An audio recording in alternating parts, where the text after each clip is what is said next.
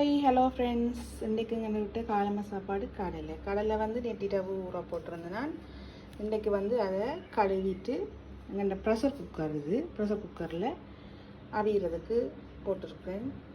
அவிஞ்சப்போல் பார்ப்போம். ஓகே, கடலை வந்து அவிஞ்சு வடித்து வச்சுருக்கிறேன்.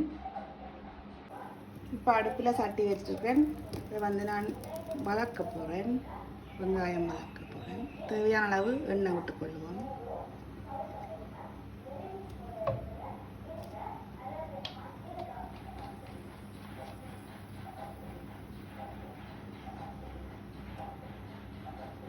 இப்போ வந்து எண்ணெய் கோச்சிட்டுது.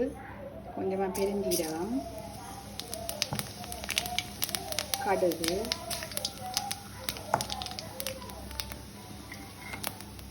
இதில் வந்து வெங்காயம் பட்டி வச்சுருக்கேன். தேவையான வெங்காயமும் செத்தல் மிளகாயும் பட்டி வச்சுருக்கேன். இப்போ வெங்காயத்தை போட்டுக்கொள்ள போகிறேன்.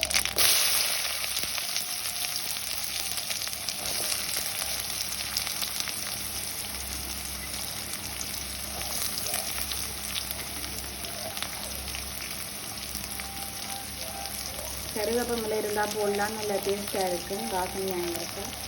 உங்களுக்கு வந்து கருவேப்பிலை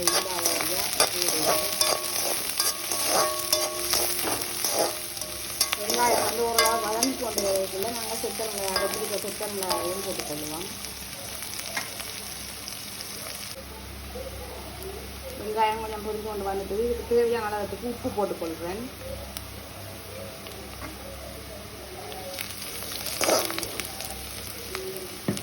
இப்போ நாங்கள் வெட்டி வச்சுக்க செத்தலையும் போடுவோம்.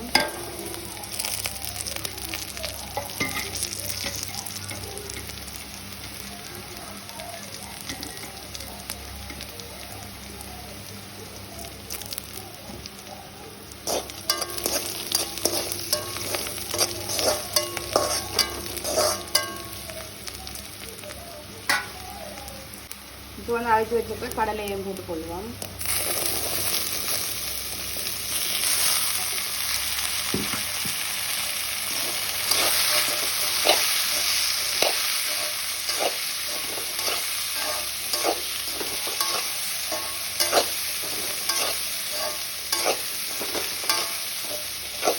கருவேப்பிலை மிளகாய் போட்டால் நல்லா டேஸ்ட்டாக இருக்கும்.